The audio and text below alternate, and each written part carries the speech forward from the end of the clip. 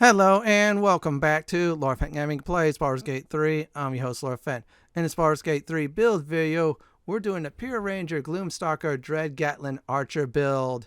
As always, like, comment, and subscribe to my channel for more Baldur's Gate 3 builds like this. Do not forget to hit the notification bell so be updated and much more. So, here's the pros and cons of this build. Number one, you're going to have very high dexterity, so you come with all the good packages with that. Number two, you get to abuse stealth in combat. Number three, since you're a ranged person this time, you can just use the height and attack from afar. Another thing is mobility. You're going to have very high mobility and also initiative. Last but not least, Dread Ambusher. And you can use it in range with many arrows until you cannot. Now, here's some disadvantages. Number one, your low hit points. Number two, when Dread Ambusher goes, after the first round, you will have to improvise either going to the high ground or somehow try to escape. So I'm going to go ahead and start with the character creation process. It is now time to go over the character creation process. So before I definitely do that, now I'm going to probably say Minsk is the best setup for this build. Again, you just got to respect him to definitely get this set up for it. And believe me, he is really good with a bow and arrow. So I'm going to go over first are the races you should definitely get. Now we're going to go over the Elven race. So let's go ahead and do this. Their base movement speed is 9 meters. We're going to need movement quite a bit for this build. Elven weapons are pretty good as well. Longbow and short bow. Dark vision, see up to 12 meters. That is absolutely great. And Fate Ancestry, you have advantage on saving throws against being charmed and cannot be magically put to sleep, which is really good. It takes care of 1 and 2 crowd controls. Now, best subrace are the Wood Elves. You add 1.5 meters for your movement speed, which is good. You move around more. You need that for this build quite a bit. Now, next up are the Drow. I felt like the Drow was really good for a few reasons. Dancing Light is a nice trolling spell. You put it somewhere and then you hide out the side of range of that. Base racial speed is 9 meters, which is good. Drow weapons, you go for the hand crossbows in each hand. That might work well. So let's do the next one. Superior Dark Vision is up to 24 meters. You see more in the dark than your other elven cousins. And you get the same resistance, saving throws against being charmed, and cannot be magically put to sleep. You know the deal about that, I said before. Yeah, I already did the Dancing Light. And you have 2 of them. Loth Sworn Drow. That's a Mesobranzian variant, and the one's resisting, Loth. Which is good, though. It's just like a role-playing thing. So let's go to the next race, are the humans. Now, they have 9 meters, which is good. They're a civil militia. That's all right. Or civic. Yeah, civil militia, which is okay. But here's the bread and butter of this race. Human versatility. You gain an extra skill point for picking your proficiency, and you carry more. So, for example, I should say, instead of 4, you get 5 now. And that's a good thing. Now, next one are the Githyanki race. Oh, man, they're the underdog race. They're good, though. Astral knowledge gain proficiencies on all skills of a chosen ability. We use Dex a lot, so we'll abuse that. We start with Mage Hand, which is a nice level 0 spell to pick things up and objects, move them around. Later on, they get Misty Step. Base racial speed is 9 meters, which is good, just like the other races. And they're, let's see here. Let's check their equipment. Yeah, they could do more of the light and medium armor side and the blades, which is good. Now, next up are the half-elves. You do gain 9 meters, just like both parents. And you do gain the civil militia next on the human side, which is not bad at all. They can see in the dark, though. Unlike the humans, their elven side kicks in, which is 12 meters. And they have also, if I remember correctly, Fey Ancestry. We'll get to that in a few moments, which again is, resistance against charm. In other words, advantage against that. And cannot be magically put to sleep, just like the other races. The best sub-race is going to be the Wood Elves. I like them because they're 1.5 movement speed. Just like the Wood Elf parent side, the full-blown one. You want to go for Drow Half-Elf, that's fine. You just get Dancing Light as a nice trolling spell. So let's go to the next race. Halflings. Oh, yeah. We're going to use them. They have 7.5 movement speed. That's a little bit lower than the other races, but that's alright because they have some other good things. Lucky, when you roll a 1 for attack rolls, ability check, or saving throws, you re-roll again. This is a good racial feature. And Brave, they have an advantage on saving throws from being frightened. So they're brave little ones.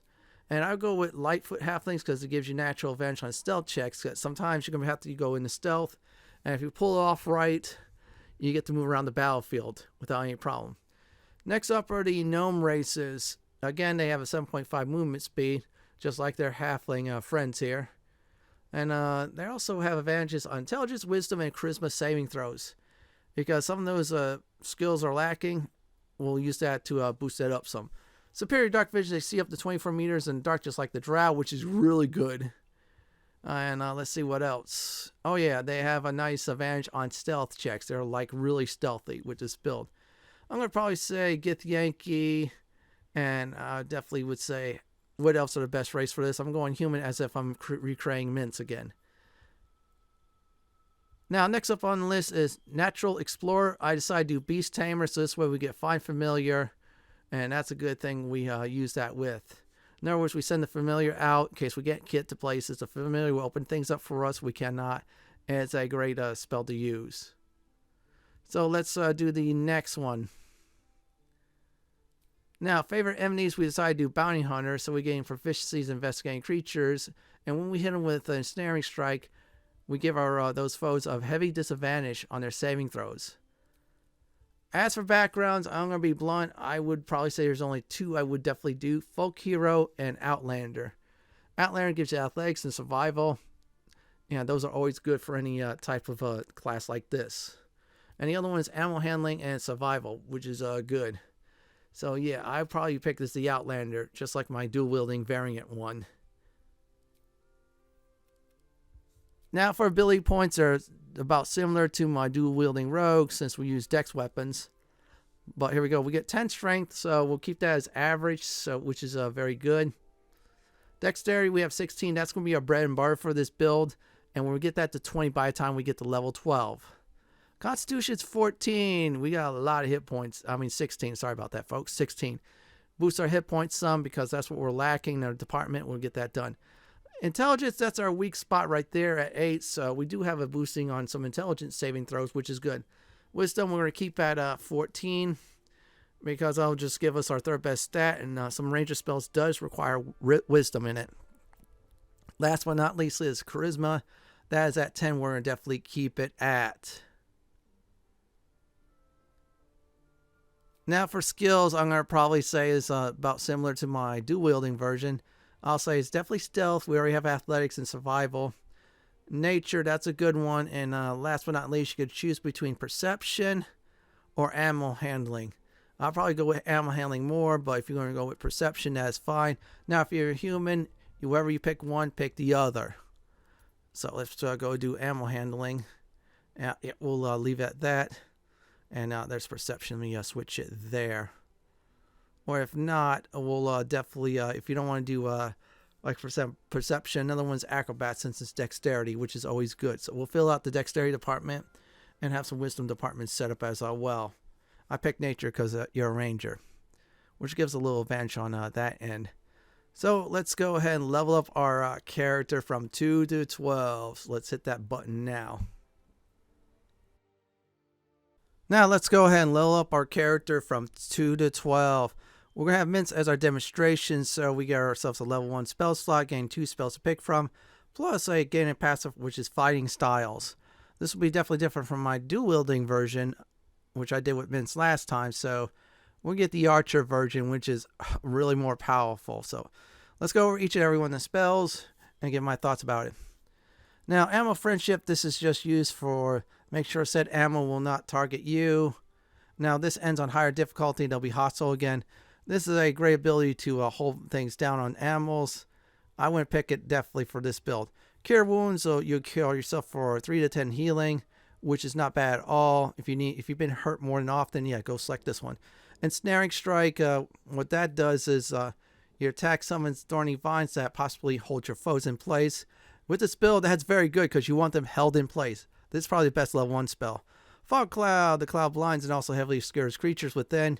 Use this as a escape clause. So this way you get to higher ground and you go invisible. Wait for them when they get out. Good berry. This is like healing you. Like there's 4 berries you get. That's 1 to 4 hit points you get healed with them. With them. I'm going to say this. Potions are better. Hails of Thorns. You do weapon damage plus 1d10. Now if it misses, it still explodes. On save, it takes half damage. This is a nice room clear, especially early on. Hunter's Mark, what it does is marks a creature. It does additional 1 through 6 damage wherever you hit with a weapon attack. It is a great way to target bosses with. You could reapply again if you want to. So I definitely would select that one. Enhanced Leap, I would probably say there's vaulting potions that will do what this does. In other words, you jump to a higher distance. Now, this one's not bad. Long Strike just gives you more movement speed. If you're a wood elf, yeah, you have enough. Speak with animals. I want to say void for one reason, because there's a potion for speak with animals, unless you're a certain race that does have that. But still, don't waste a spell slot for it. I'll say Ensnaring Strike, that's very good. You're going to use it with range, which makes you really powerful. And Hunter's Mark. This way we mark certain bosses and tough foes, which helps us out in battle. We're going to go ahead and pick Archery. You gain +2 bonus in ranged weapon attacks. With this build, that is really good. So that's going to be our stance. Ding, level 3, everyone. Yep, we're at level 3. Now we get to pick our subclass. So we get a few things. Number 1, let me go ahead and select the Hail of Thorns. That's the best spell you could pick for that. So we got 3 good spells. Remember, you can start replacing spells at certain levels if you don't like it. So always experiment. As for subclass, we're doing Gloom Stalker. So I'm going to go with each of them. Dread Ambusher, you could do it melee or definitely range in this build. It's really OP. You gain +3 bonus initiative. And here's the deal. You do like a nice attack. Like you do 1d8 extra damage. With this build, and you put with arrows, you do a lot. You get superior dark vision. So instead of like being like a human, you can't see in the dark, you can now. Like a drow, which is very good. Dread Ambusher, hide. Now the deal with this is you hide. And then avoid certain areas. So definitely hide like in a very dark area spot or lightly dark spots. Good to as escape clause. Umbral Shroud. Now you get yourself invisible just like the spell for 10 turns. Good spell to get away and hide from enemies. The Sky Self. This is not bad if you want to abuse the Speak with Dead. You kill someone, then you change someone's form. And there we go for this level. Now, ding, level 4. Every levels of 4, we get a free feat, which is good with this build, since it's a pure class route we're doing. As for feats, I'm going to go ahead and select Sharpshooter. You're asking, Fenton, why is that? Oh, there's 2 reasons. Ranged weapons attack with weapons you're proficient with have -5 penalty to attack rolls. However, when you deal a damage, add +10 damage to it. And especially with Dread Ambusher, a whole bunch of arrows, you're going to do a lot of damage with Sharpshooter all in.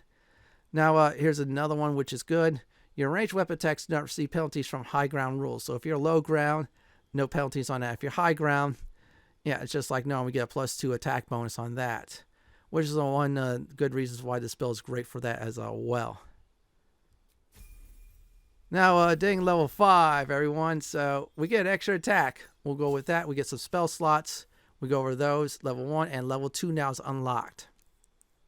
Extra attack, instead of 1 attack per round, we get 2.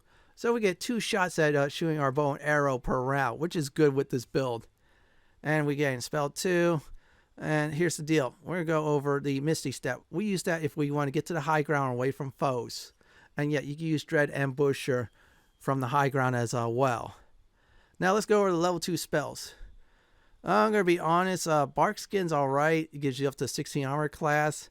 Take the Barkskin Potion. I should say elixir of that. That'll give you up to 16. There's better use of that. Dark Vision Avoid, because it gives you 12, which is a nerf. You have 24 meters. Lesser Restoration. This is a good alternative. Cure creature from disease, poison, paralysis, and blindness.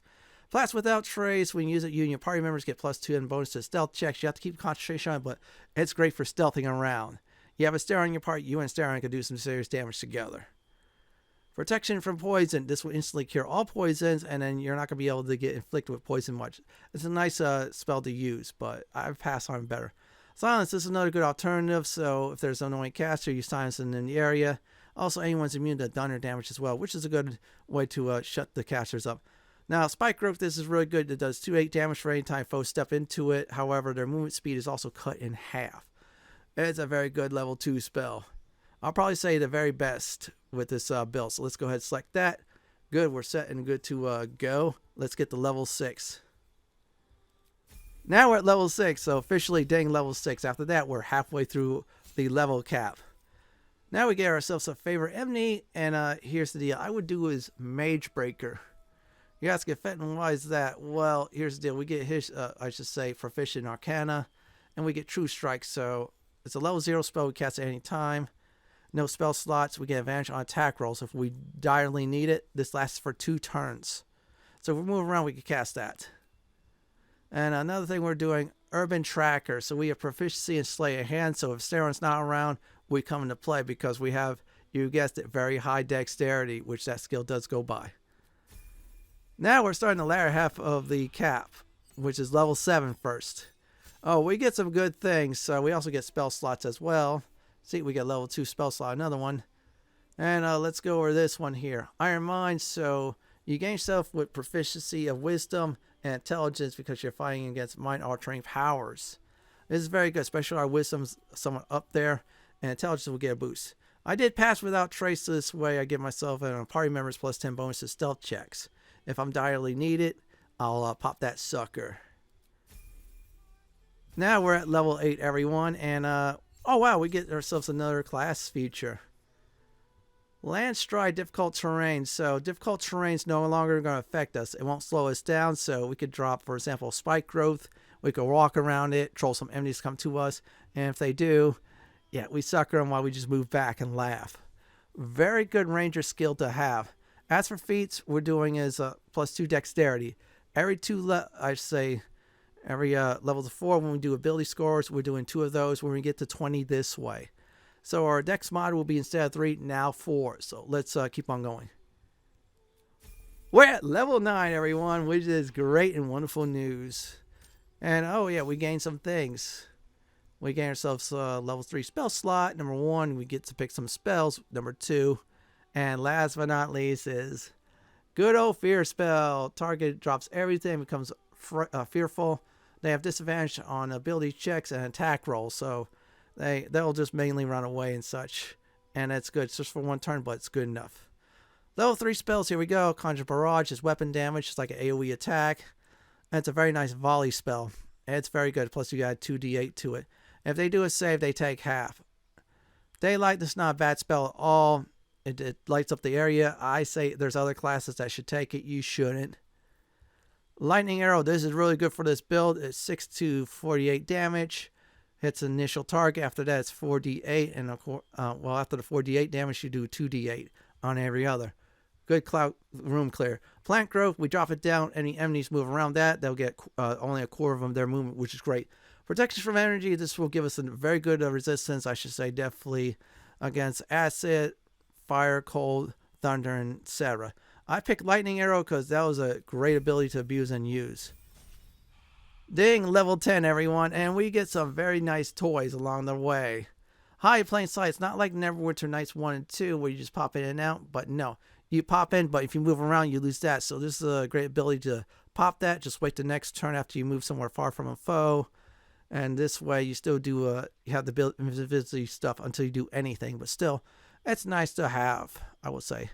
Favoured Enemy, I decided to go with Ranger Knight. That's a nice one to do. This will give us history and heavy armor of efficiency. There's 1-2 good heavy armor out there. This build will have definitely one of them for endgame. So yeah, we get that for efficiency. So if we don't want that, Sanctify Stalker is not bad. We get Religion and Sacred Flame. And Keeper of the Veil is not bad as well. We get Arcana and Protection from Good and Evil spells. So I picked the Ranger Knight's the best way to go for the Favoured Enemy. After this one, Cold's not bad for resistance. That's the second best. Poison, that's early on. It tapers off later on in the game. Fire's the way to go because there's a lot of fire enemies in the game. So we'll select that one. Now we're at level 11. So we're getting close to that cap. And we get some nice features. We get another level 3 spell slot. And select one more level 3 spell. Stalker's Flurry. So if you miss an attack, you get to attack again with your weapon. Just like a makeover or do-over. You miss, then you try again. Try again. And what we're going to do is Conjure Barrage. I felt like that's the second best spell to do. And if you don't like that, I would say Plant Growth is another substitute, which is good. So let's get to level 12. Ding, the final level 12. This is it. So this last time changed any spell slots. You don't like a certain spell, switch them out. See, we could do that for one last time. And we get a feat like every levels of 4, which is 4, 8, and 12. We're going to go ahead and pick ability improvement. We'll get that dexterity to 20 and then call it a day. So our dexterity mod should now be 5. And we have some bonuses with proficiencies that are dexterity, especially with Slay of Hands and Acrobat. And that's it for leveling up from 2 to 12. Next up is permanent stat boosts. In Baldur's Gate 3, there are 3 permanent ability score boosts, 1 in each act. So here we go. In Act 1, when you face off against Auntie Ethel for the first time, and when you drop her underneath 10 hit points, she'll say, "Spare me." If you do this, you get a +1 ability score item of your choice. You do this, go for dexterity. Now, avoid your paladin doing this entire thing because they could become an Oathbreaker, especially the Oath of Vengeance. Have someone else in the party do it, like, for example, your character or someone else. Now, and that's all in Act 1, by the way. In Act 2, you got to have a Steron with you for this. And no, if Steron's out of the party, you cannot get this. With a Steron, have him bite Aja in the Moonrise Tower. She is the alchemy NPC, and she sells some of the best items in the game. Now, when the Steron bites her, you get a +2 strength potion. I'm going to say this for this build, drink it up. It'll help you out greatly. Last but not least is the Mirror Loss. So with the Mirror Loss, you definitely want to have either an item that boosts up your intelligence or respect your character with high intelligence and charisma. And the first thing is you have to get past 2 intelligence-like checks, which is usually religion and or arcana. Once you do that, then you have to pick a stat you want to lose, which is usually 1 through 6. Do not pick 7. You get nothing out of it. The Mirror Loss knows you cheat. So once you get the stat loss, you get it in a curse form, which is curable. After that, definitely there's 3 choices you get after this. There's a hidden charisma check, thus the high charisma. Number 1, you get a +1 charisma and then a +2 stat of your choice. So for this build, you do is dexterity. And here's the second one. You don't get the charisma, but you get a +2 stat of your choice, which is dexterity. If you miss the hidden, I should say, charisma throws, you get nothing. So definitely make saves in between selections. In fact, quick save it. If you're in armor mode, you're kind of screwed if you messed up. So I'm going to go over first. You guessed it. It's the +2 strength potion from you get Act 2. Now, when a Steron bites her, this is what she looks like in Act 2. She'll definitely pony up the potions. Not only you get the racial ones when your main character donates blood, you will also definitely get the +2 strength potion. Now, the +2 strength potion is a permanent stat boost. See, we got ourselves the elixir one. That's what my paladin gets. And number 2, potion of everlasting vigor. That is the potion you want to drink. So we're going to boost our paladin stat from 18 to 20. For this build, your Gloom Stalker archer will definitely love this. So let's go ahead and do a demonstration. And voila. So we went from 18 to instant 20 permanently. So that's about it for the Act 2, I should say, ability score boost. So let's go to Act 3. In Act 3, like I said before, you have to get past 2 intelligence-like checks and then take a penalty. Penalty, I'll probably say, is definitely take either A, Constitution, or B, Strength, if you want to go those routes. You could cure with Remove Curse. So here are the boosters you get from 1 through 6 this time. Number 1 is +2 Strength. Number 2 is +2 Dexterity, you'll see on the screen. And yeah, you need to take the +2 Dexterity for this build. Paladin is going to demonstrate the Charisma one. Number 3 is, you guessed it, +2 Constitution. Number 4 is +2 Intelligence. Number 5 is +2 Wisdom. And number 6 is +2 Charisma. You can only do this once, but it is worth the exchange. Like I said for the build, I'm going to repeat it one more time. Go for Dexterity. And that's about it for the permanent stat boosters. So let's do the before and after with it. Now here are the stats before and after for the before as if we're level 12. So our strength will be at 10. Dexterity will be at 20. Constitution 16. Intelligence 8. Wisdom 14. And Charisma 10. Now here's the after. I did not include the +1 Charisma from the Mirror Loss. So here we go. The plus your strength will be at 12 thanks to the potion from Act 2. Dexterity 22 thanks to mirror loss. 23 if you decide to spare Auntie Ethel and use their dexterity hair for that for yourself. And don't worry if it's an odd number. There's a certain thing that will happen during the course of the game that will boost that to 24. Now, next up is Constitution 16, Intelligence 8, Wisdom 14, and Charisma 10. 11, like I said before, if you did the mirror loss and succeed in that secret check. Next up are the Tadpole Powers. I'm going to go ahead and suggest some tadpoles that you definitely want to use to get the powers. Now, I separate in two categories, before the actual touch tadpole and definitely after. So let's do the before. Welcome to the world of the tadpole that crawls in your mind that gives you very nice powers. So let's do the before. Favorable beginnings, boost attack rolls, or give you advantage in dialogues. These are both good, especially the attack rolls. So it's just really on the favorable beginnings, usually once per long rest, but still it's great. Charm prevents a foe attacking you for 1 turn. So if a foe realizes you've been pinging him to death, he's near death, charges towards you, hit the charm, he'll go to someone else or she goes to someone else or it. Shield of Thralls, make a shield on you or your allies that is 10 hit points. When the 10 hit points goes, any foes near that person get stunned. Shield yourself, they attack you, they get stunned. Then you can run back and pelt them with more arrows or crossbolts. Now, this one's a good one. Psionic Backlash. When a foe casts a spell, you do 1d4 damage per caster level. This will reveal you from stealth, but still, if the casters are really annoying you, you do extra damage against them. Drain ability. An attack you could drain either with strength, or in this case, dex with range at the first attack of the foe. This is really nice. And I'll say this, I used it from not only my melee, but my ranged characters as well. Call of the Week. When your foe has few hit points less than your tadpole power count, it dies instantly. When that happens, the rest of the foes around takes 1 to 4 psychotic damage. This is a nice tadpole power ability. So, for example, we have as 1, 2, 3, 4, 5, 4, I should say, and their hit points are 3 and under. They die instantly. It's an instant kill. You always want that. Take advantage of it. Now, on to if you use the Astral Touch Tadpole. Next up for the Astral Touch Tadpole, and welcome to the dark side, by the way. Okay, leave out the dark side. Black Hole OP AoE attack. It has 5 charges, but is a very powerful AoE attack. I used this in very late game. I'm going to say it's just a room clear. It's very powerful. Repulsor, this is AoE pushback damage attack. So any foes come towards you, they realize you've been really using your bow and arrow like crazy. Push them away, you run away next. Free cast, next ability, spells, or anything else is free of charge to use. So you have Misty Step, you don't want to spend its charge. Pop free cast, pop Misty Step, teleport somewhere safely, and ping arrows from a high distance. And you say you have the high ground. Next up is Absorb Intellect. Gobble up a foe's intellect, lowering their intelligence by 1 per turn with a total max of -5 intelligence, which is good, especially against spellcasters. And also in turn, this heals you 1d8 hit points for 5 turns. That's 1 to 8 hit points per 5 turns. You're in deep doo-doo, foes near you, go ahead and drain their intelligence, and you get yourself healed, then run away. That is it for Tadpole Powers. Next up is Gear Advice. Now, please know about one thing. I did split up into 2 categories. By the end of Act 1, what gear you should have, aka before entering the Shadow Curse lands. And finally, endgame gear. So let's go ahead and start by the end of Act 1 gear.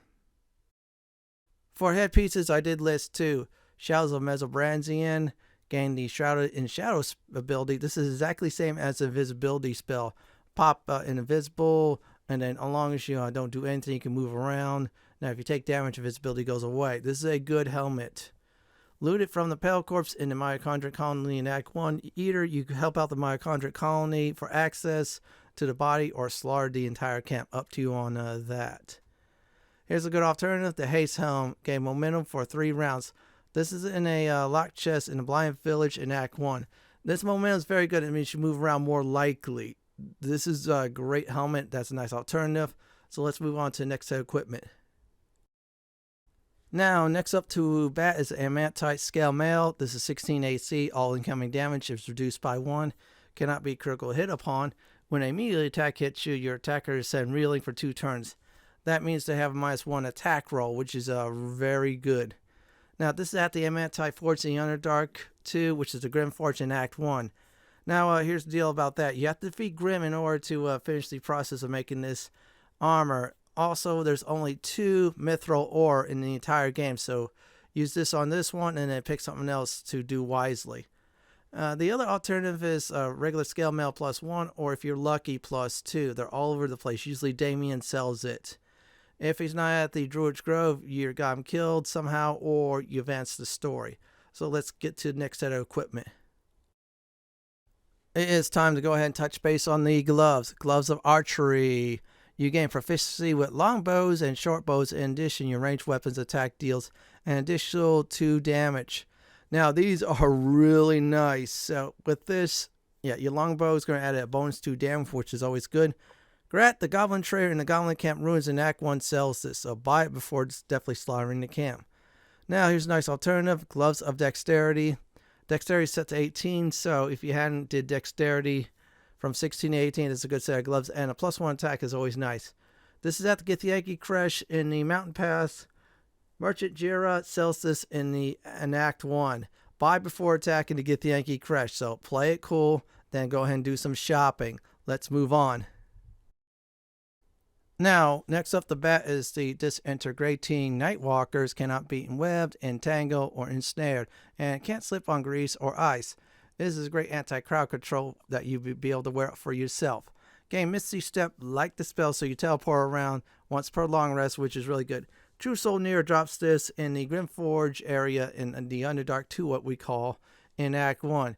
Either definitely try to steal it from him or definitely murder him for it. Here's an alternative. Boots of Genial Striding. The wearer's movement speed is unimpelled by difficult terrain. These are nice boots in case you don't get that just yet. Buy this from Blurg at the Mitochondric Colony in Underdark in Act 1. Yeah, he has a whole bunch of good things, so clear out his inventory of magical items. Now, here's the necklaces. I have 2 good choices. Moondrop Pendant. When the wearer has 50% less hit points or so, they don't provoke attacks of opportunity. Now, this is really great. So if you've been in a jam, you don't get provoked when you move around, especially when you're escaping. Now, you need to solve the Sloonite Magic Chess Puzzle in the Owlbear Cave in Act 1. You have to find a prayer sheet nearby. And one thing, do not bring Shadowheart near the puzzle, or else there's a heavy disapproval from her. Here's a good alternative. Amulet of Misty Step. Gain Misty Step spell to use once per long rest. This is a very good amulet to pop around and teleport. So this way you get to the high ground, something like that. In the Shattered Sanctum at True Soul Gut Quarters in Act 1, there are ways to definitely get to her quarters without, of course, stealing the key from her. Then you just loot the quarters up as well. Let's move on.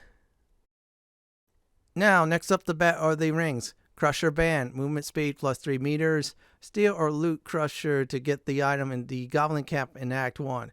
These are really good rings here. You move around, you need movement speed for this build big time. Caustic Band, you deal a +2 acid damage to foes.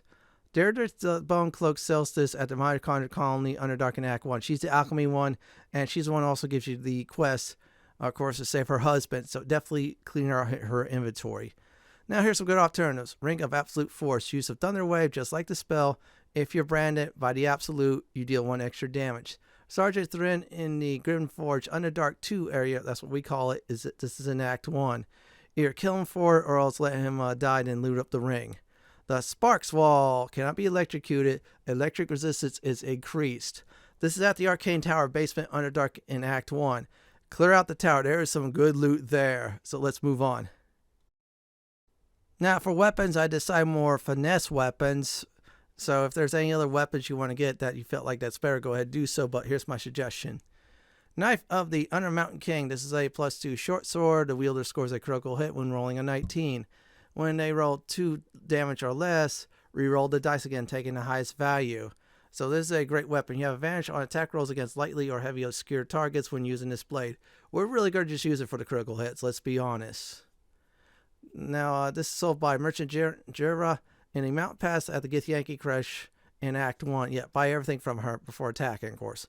Hunter's Dagger is +1 dagger on the hit. The target must succeed a DC 13 Constitution saving throw or become ruptured. So if you want to cause someone to bleed, yep, this is the way to go.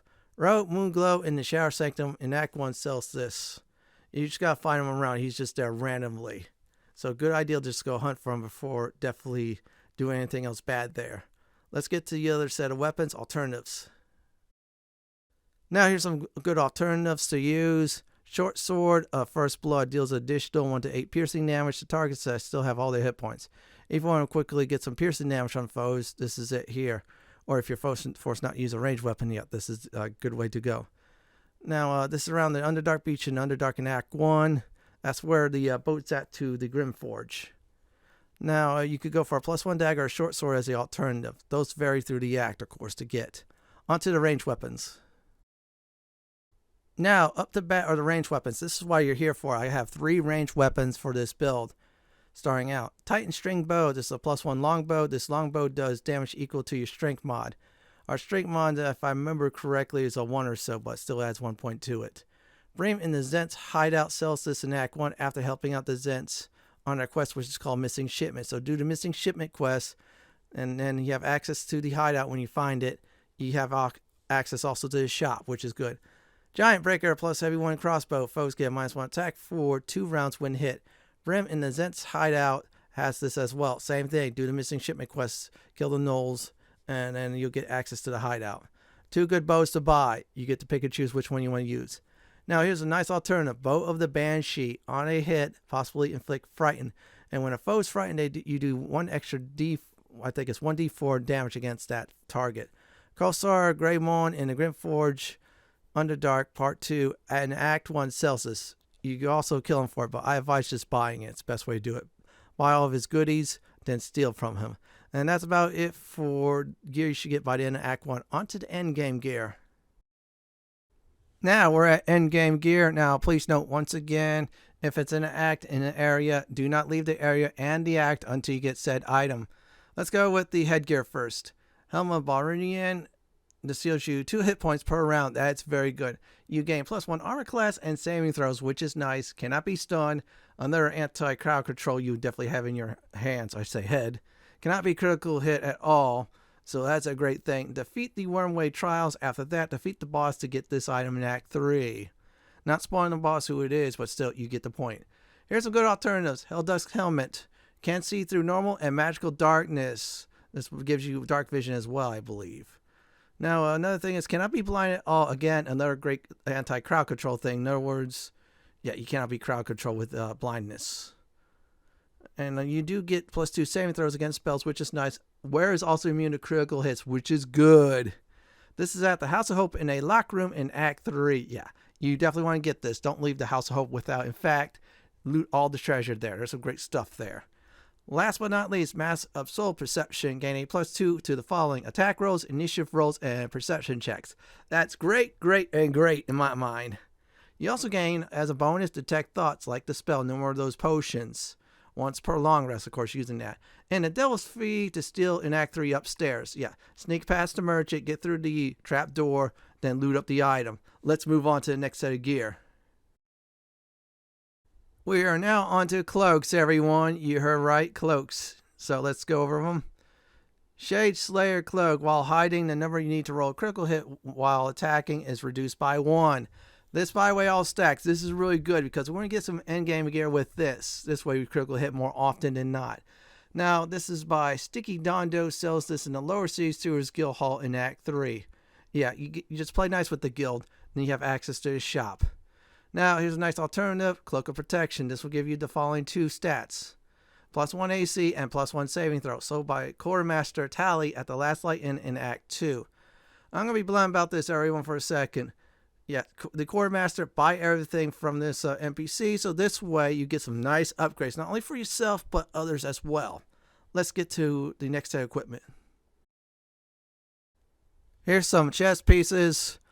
Helldusk Armor. Can use heavy armor when you wear this. When a caster spell hits you, you make a save throw, which is good. So yeah, this is good. Free use of heavy armor and the save throw as well. And when that happens, of course, caster takes burning damage. So yeah, that's part of the package deal. Now, another thing is immune to burn, which is a good immunity. Resistance to fire, that's another great thing. Couple it with your ranger one, you're basically almost immune to fire completely. Takes 3 less damage from all sources. This is another great thing. Raphael drops this in Act 3, so yeah, you have to defeat Raphael for it. Now, I'm going to decide to give another alternative in case you don't want to fight Raphael or you haven't reached Raphael yet. Armor of Agility. This is the following. Add your dex modifier to your armor class. So, If your dex modifier is 5, that's 5 free AC. That's very good for this build. Additionally, this armor does not impose disadvantages on stealth ability checks, so you don't have to worry about stealth away in this armor. And as a bonus, saving throw +2, which is good. Sold by Gloomy Fenton at the Storm Show Armory in Act 3. Now, there's another, merchant nearby. Clear out both their inventories, and if you need gold, have a Steron steal it. Let's go to next set of equipment, shall we? Let's go over the 2 gloves. So here we go. Bone Spike gloves. Your attacks ignore the falling resistance, slashing, piercing, and blunt damage. This is a really good gloves for, definitely melee builds and range builds as well. Now, Strangler Luke drops this. Now, here's the warning. Loot this as soon as you kill him, or else if the ambush is over, the body disappears, and you're not going to be able to get it. This is all in the Undercity in Act 3, by the way. Here's a good alternative. Legacy of the Masters. +2 attack and damage rolls with weapons. Now, this will give you +1 strength saves. Damien sells this in Act 3 in the Lower City. Damien has some great stuff, so clean out his inventory as well. Let's move on to the next set of equipment.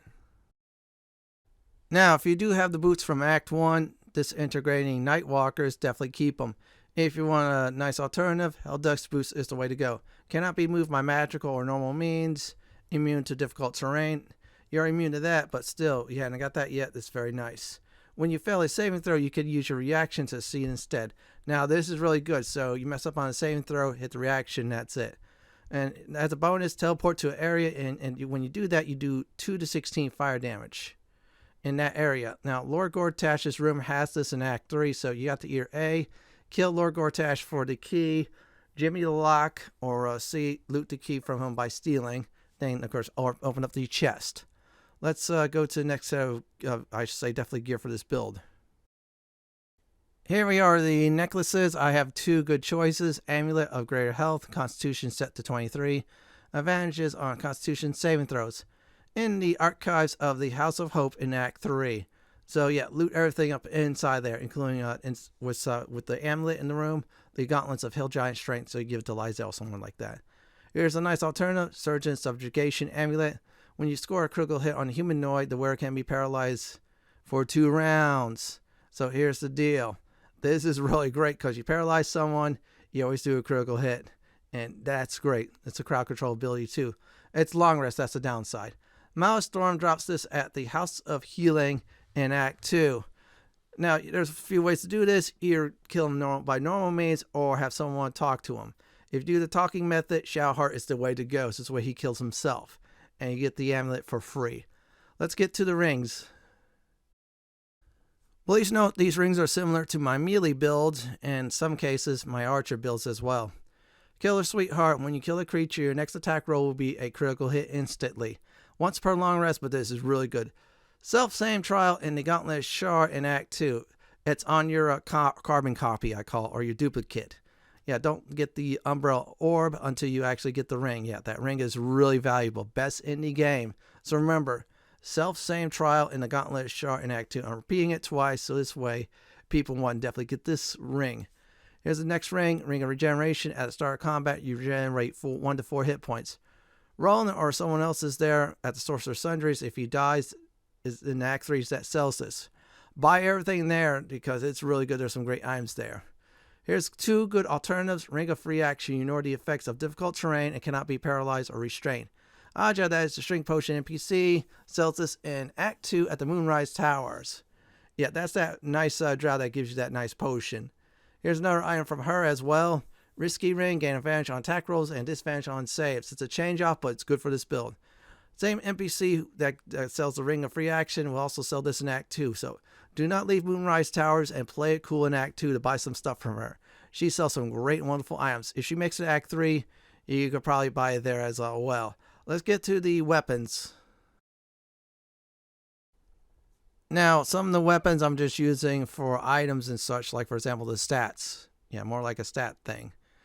Crimson Mischief, this weapon deals additional 1d4 piercing damage against targets with 50% of their hit points or less. +2 short sword. Now, main hand only. When you deal with an advantage attack, you deal +7 piercing damage. You go offhand. When you land an offhand, your ability gets, ability mod gets added to the damage. So if you're Dexterity's +5. Add 5 to that. Dropped by Orange and Red in Act 3. Here's another one. This is a dagger. Bloodthirst. +2 enchanted dagger. Number 4 critical hits needed is reduced by 1. This all stacks, by the way. So that's one of the main reasons why I have it for this build, is that alone. Main hand only. Foes hit with this is weak to your piercing damage. Offhand only. When a creature misses you, you can cast True Strike. In other words, you boost up your attack. Reward for defeating Orange and Red. So yeah, you want to hunt down Orange and Red? Well, anyways, you have to. Go ahead and do so. Let's get to the alternatives, shall we? Rhapsody, this is a +1 dagger, gain +1 attack rolls, and spell save DC. Now, this stacks for 3. Now, that's when you use it, of course. Possibly inflict bleeding when hit a creature with this weapon while hiding or invisible. So, if you want to, like, for example, hamper someone, go ahead and do that. Castador drops this in Act 3. It's a good dagger. Sword of Life Stealing, +2 short sword. On critical hit, target takes an extra 1 to 10 necro damage. That's the green type of damage. As long as it's not undead or a construct, you in turn gain 10 temporary hit points. Damien sells this at the last light in Act 2. If you're lucky, he might sell in Act 3, but buy it Act 2. Damien has some great stuff in that act. Let's get to the best part of this endgame gear, the ranged weapons.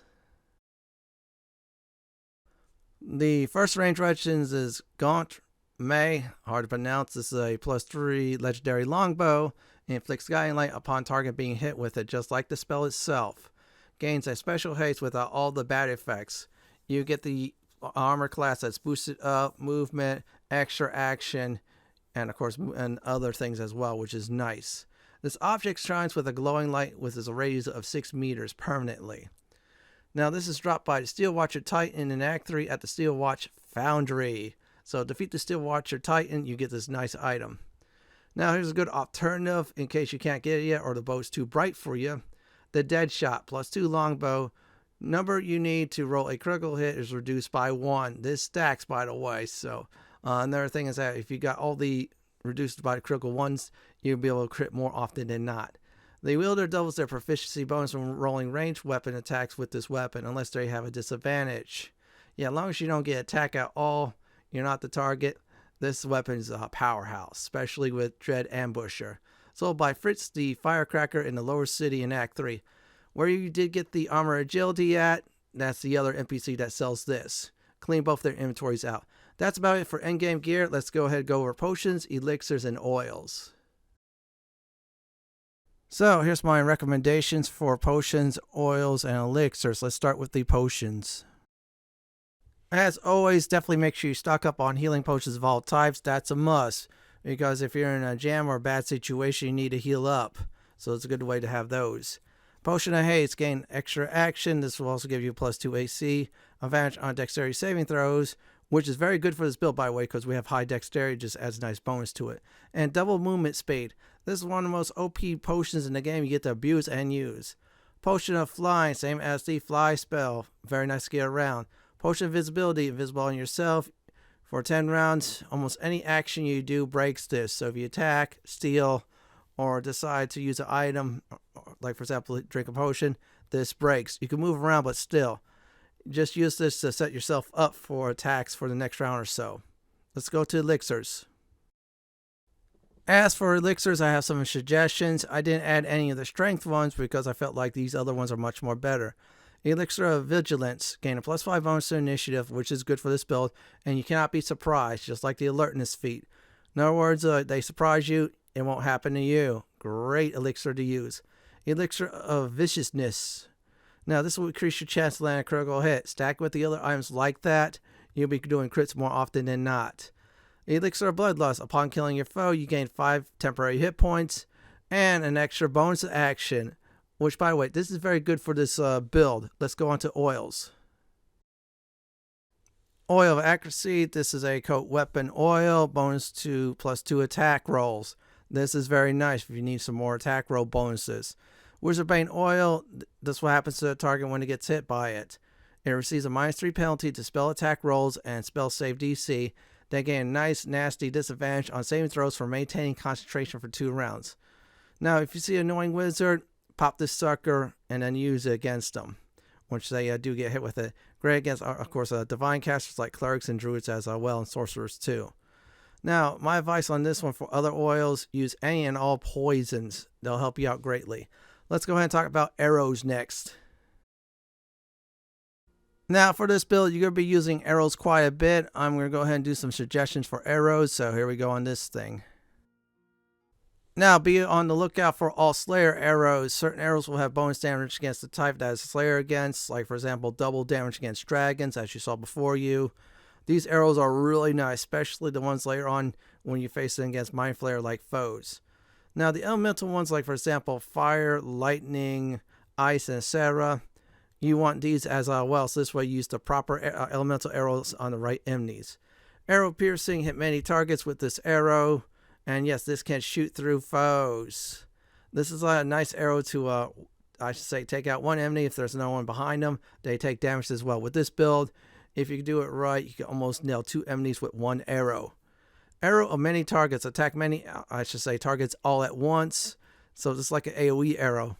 Smoke powder arrows can do high damage and plus push back foes, which is very good. So in other words, like, it's very powerful explosive.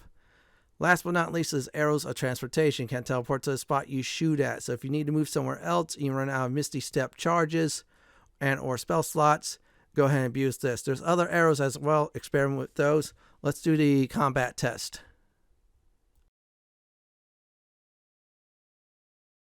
As always, either yourself or your party members should get the advantage in combat. Either way, I'm decided to go ahead and use the Dread Ambusher with our arrows, and yet you can use arrows with those. And believe me, Gale set us up, do some damage. I'm finishing them off. Sometimes you're either a setup person or if someone else, you could definitely finish your targets off. If you cannot cast anything else, definitely do Hunter's Mark to help out the party members to wipe out tough foes. So let's do the other test in Act 3. Now we have Minsk here. I decided to respect him to this build, and let me tell you, he'll do a lot more damage. So we'll start clearing out foes like crazy. So let's do this first of all. Yeah, arrows of many targets. Yeah, let's go ahead and just make sure I lined it up nicely. And boom. Yeah, see, I started chain reaction, just weaken our foes. We'll try again. And this time we're going to go ahead and do this one, lightning. See if anything happens. Yep, we took one out with these. So yeah, this is good for yard trash. Now, even better is if you start taking out tough foes, which is good. So let's go ahead and take care of these two. See if we can wipe any of them out with this AoE arrow. And there you have it. So let's try it one more time. Oh, good. So far we get 4 attacks with Dread Ambusher at level 12, which is good. So let's go ahead and try this. And boom. All right, we're starting to take targets out like crazy. Now we're at 5. Yeah, we're getting a lot of attacks. So once you cannot attack anymore, escape and go hiding until the next round. And also, if you want to, use your spells too. So I'm going to get some final advice. Here are some final advice. When you start out, always use Dread Ambusher. You're a little bit weak on you start getting some arrows. Save some arrows for medium to tough foes. If you have plenty, then start using on yard trash to help you out greatly. And it's alright to use AoE effects as well. So this way you start clearing out the entire room. Don't be afraid to use any spells that will hinder your foes. So this way they'll have a tougher time to get to you. Hunter's Mark is your friend. If you have Misty Step in any form, go ahead and use that too. Get ready to stealth big time. So this way you'll be very sneaky. And this in the next round you get attack as well. If you're in trouble, try disengage as always. And one more thing, don't be the main target. Let someone else be the target. So as always said, you're in your, for example, your fighter, paladin, or barbarian, or anybody else who's a tank. So this way they distract and you destroy with Dread Ambusher. If you don't have that, your arrows will definitely do the job. This is it for my Baldur's Gate 3 Pure Ranger, Gloom Stalker, Dread, Gatling, and Archer build. This is Lord Fenton signing off. Thanks for watching and have a great day or night. And do please stay safe. Please subscribe to my channel for more classic and modern Dungeons & Dragons walkthroughs, builds, guides, and more just like this. If you like what you see, then go ahead and pick my suggestion on the upper left-hand corner or YouTube suggestion on the bottom left-hand corner. I'm going to go ahead and relax in this nice chair.